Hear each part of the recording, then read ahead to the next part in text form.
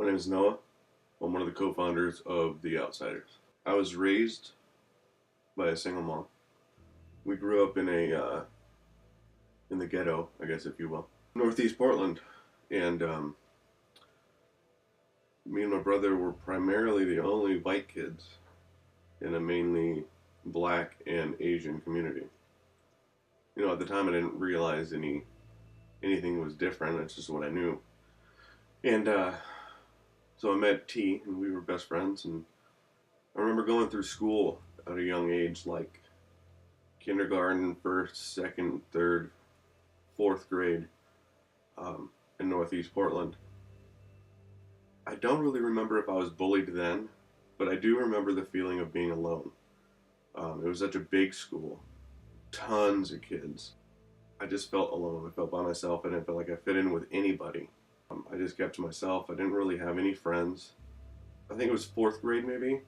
We moved to a different part of Portland and started going to a different school.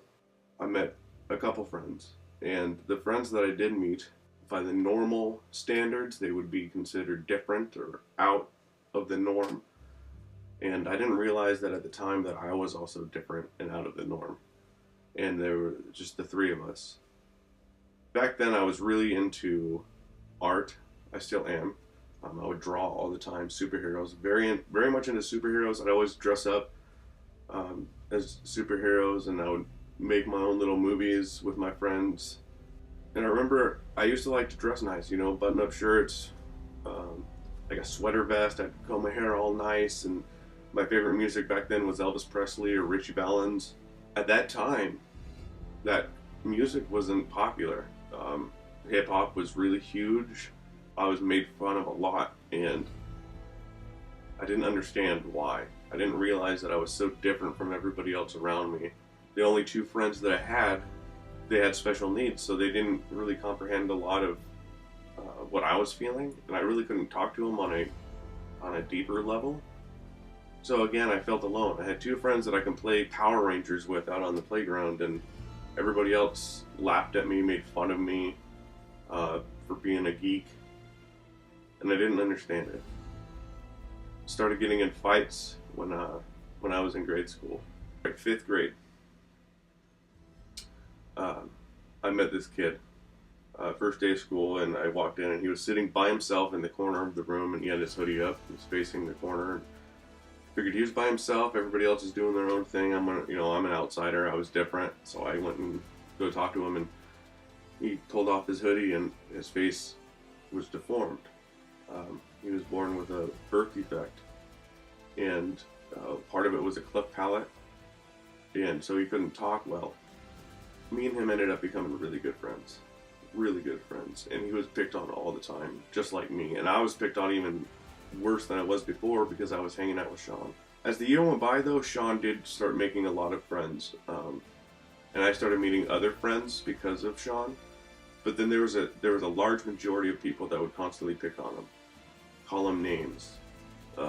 Look at that monster. That monster shouldn't be here. Blah blah blah. All these horrible things, and I would get in fights all the time, sticking up for Sean.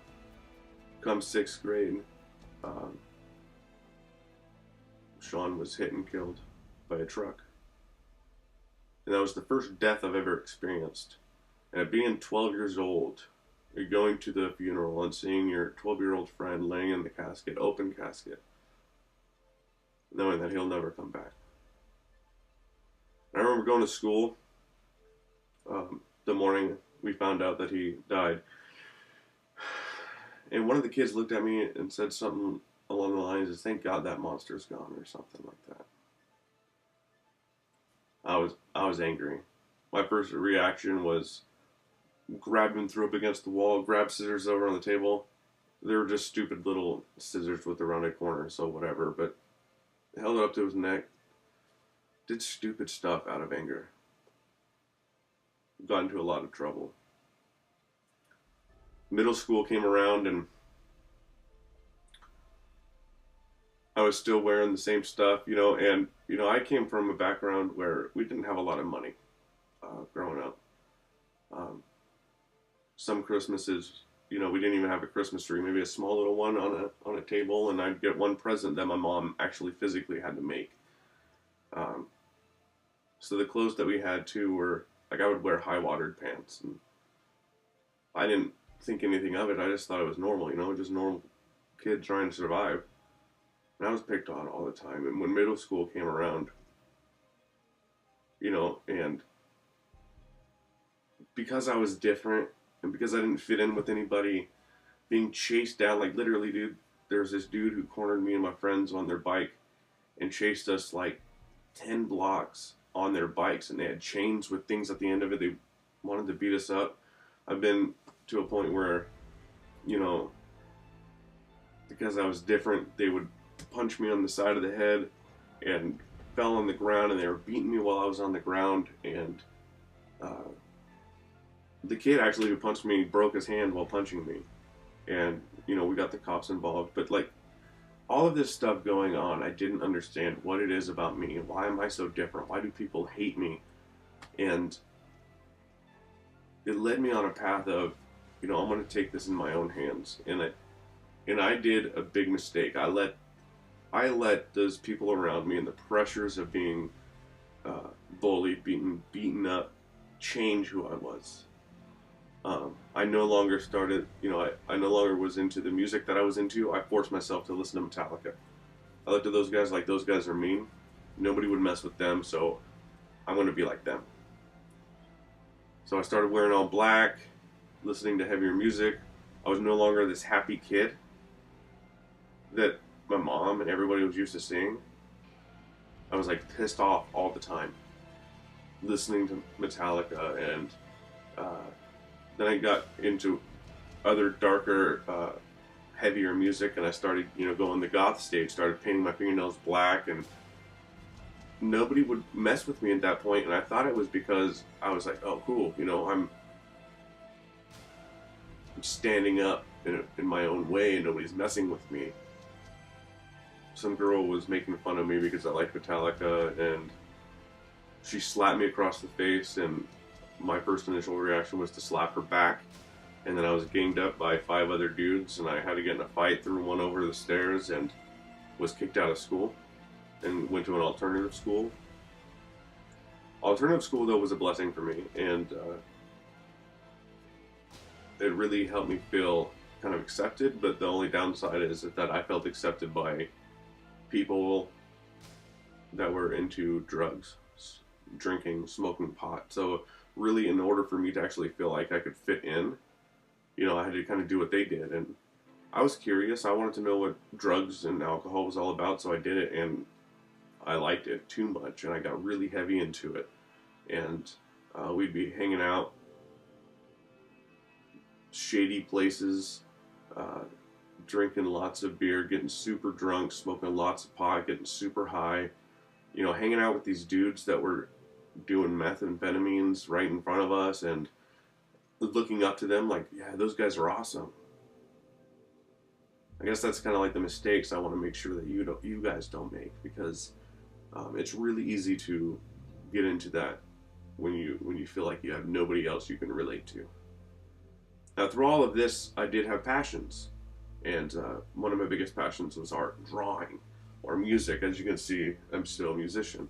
When I was in high school, I met this girl named Sarah, and I had all of this built up resentment, man. Like, I remember too growing up that, I was raised by my mom, and I would see my dad every summer, but to me that was normal.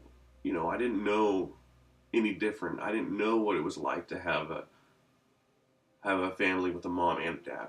It was just my mom, and then on the summers I'd see my dad, and my mom got married, and the husband that she had, I was kind of like thinking, this would be cool, he can actually be kind of like a father figure to me.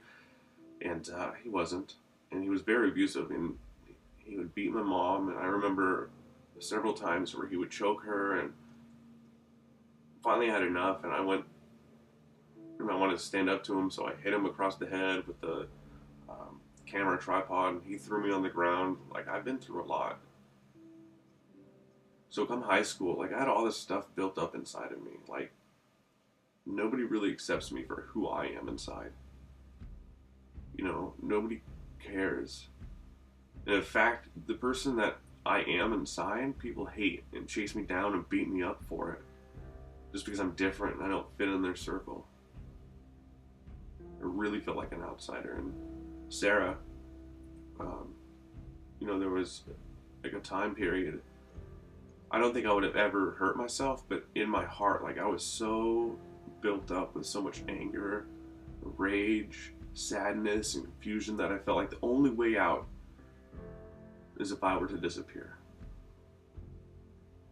I was tired of it. All it took was for her hours just on the phone with me, talking with me, and actually liking me for who I was inside. She saved my life, and I guess what I want you to know is that there's no need for you to change who you are. You are who you are for a reason, and I want you to embrace it.